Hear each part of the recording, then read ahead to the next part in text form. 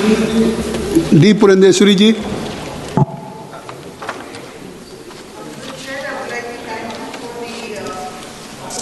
It has been given to me to participate in this very sensitive piece of legislation that has been brought in by the Honorable Union Finance Minister Srimati Nirmala Sitharaman ji.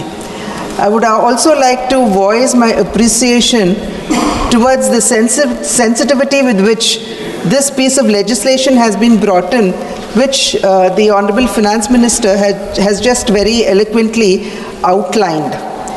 Sir, we all know for a fact that tobacco addiction is a major problem in our country today. And estimates say that about 1.35 million deaths occur annually in our country due to cancer, heart-related diseases or COPD.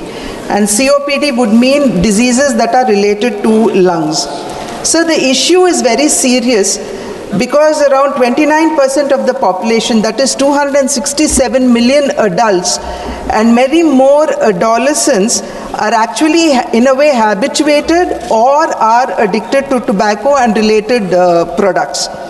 So the challenge is not simply the smokeless tobacco, which actually gives rise to incidences of oral cancer, but also the addictive nature of the tobacco products as well as the marketing tactics which are undertaken by various other sections of our society.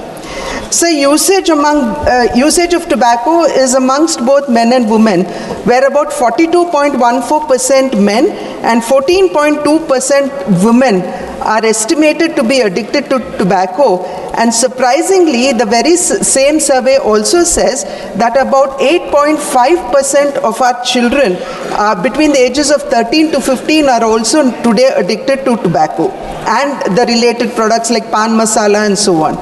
So tobacco therefore is becoming a major cause of death as well as disability in our country, which is something that we all need to take cognizance of.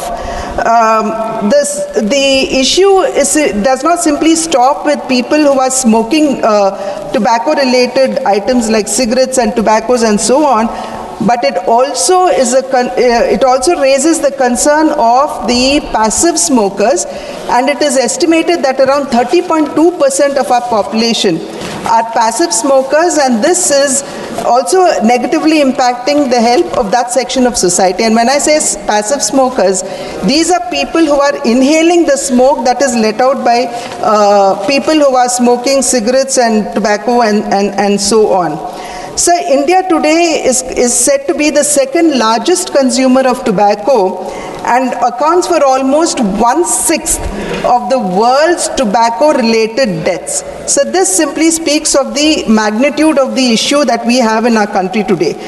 Today, India's disease burden, sir, is no more characterized by communicable diseases, but is rather today being characterized by non-communicable diseases like heart-related problems, cancers, lung-related problems, and so on.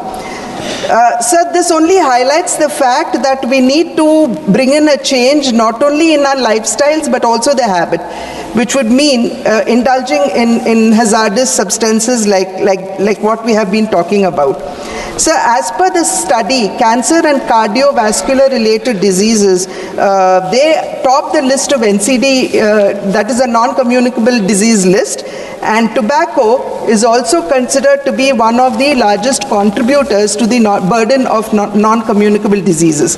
India today, sir, accounts for 17% of the world's population, but when it comes to the disease burden, it accounts for 20% of the world disease problems, sir. So this is not a small number that we are looking at, and the non-communicable disease burden, which was around 55% in 2016, is now about 60% deaths because of non-communicable diseases in 2019. So India is a welfare state which is committed to the welfare and well-being of its citizens, and the Narendra Modi ji government is also committed to the same, and having been committed to the same has taken the decisive step of imposing the GST on health hazardous substances like tobacco and pan products and so on. This, sir, is intended to actually discourage people from, this increase is intended to discourage the use of dangerous substances and also simultaneously to generate revenues that would actually be spent on social and health sectors, which is very, very important. As I had mentioned, our commitment to the well-being and welfare of the citizens of our country. Today, sir, even as we are phasing out the GST compensation cess, as has been rightly mentioned by our Honorable Finance Minister, Union Finance Minister, we must ensure that the prices do not plummet on these tobacco and related substances to such an extent that they become easily accessible to people, even as we are speaking about how do we discourage them from using such hazardous substances. Therefore, sir, this measure that has been undertaken today, it corresponds, it would maintain the price stability, it would protect the vulnerable and the youth sections of our society, and would also act as a deterrent because the prices would not plummet to the extent that we actually fear they would.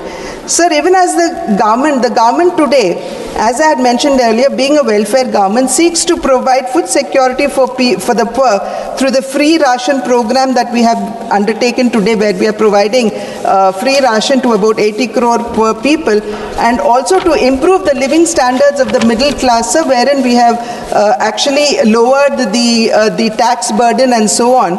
And we must ensure, sir, that every rupee that is being now collected on this GST is actually expended towards these kind of measures, which could be now further expanded. Sir, with focus on the health sector, the central government today has been able to increase the number of AIIMS in our country from the existing 7 in 2014 to 23 today. Medical colleges have doubled from 387 in 2014 to 808 today. And above all, we have one of the largest health insurance scheme in our country in the form of Ayushman Bharat, which provides health security to about 9 crore people who have already availed the Ayushman Bharat, and the central government has expended 1.3 lakh crores on this program. Therefore, sir, every rupee or penny that would be now collected on the GST, we are assured will be expended on such welfare schemes, keeping the welfare and progress of the people, of the citizens of our country in mind. Sir, the concern here amongst the states is that would it actually affect our revenues? Sir, this we must realize would not affect the state revenues, because the 42% share of the central tax devolutions that should go to the state, as has been recommended by the 15th Finance Commission, would stand as it is. And it has already been outlined by the Honorable Finance Minister that this GST compensation removal was actually a time-bound initiative that was brought in, and it was agreed upon by all the states. So it is not a coercive decision that is being taken by the central government today. So the only concern here would be the farmers who are indulging in growing of tobacco. In our country today, sir, we have 6 million farmers who are dependent on tobacco crop. And we have 20 million laborers who are dependent on this crop. And more, and above this, we have about 36 million people who are indulging in processing or exports and so on and so forth. So I would only like to appeal, sir, through you to the Honorable Union Minister for Finance, that along with the Ministry of Commerce and Industry and also with Agriculture, to ensure that the security of these farmers are kept intact, and the issues relating to them would be taken into mind, keeping the fact in mind that the farmers are not averse to any decision that the government would take that is related to the health of the country, but rather they would definitely seek support from the central government when it comes to crop diversification. There was once upon a time the initiative that was taken to diversify farmers who were indulgent in tobacco growth, and about about, I'm subject to correction, around 110,000 and odd hectares have today, acres have actually, farmers have actually diversified about 110,000 and odd acres of land to various other crops. But however, I think the other 6 million farmers that I'm talking about today, the interest of these farmers need to protect it is a strong appeal and prayer that I have to the Honorable Minister, sir.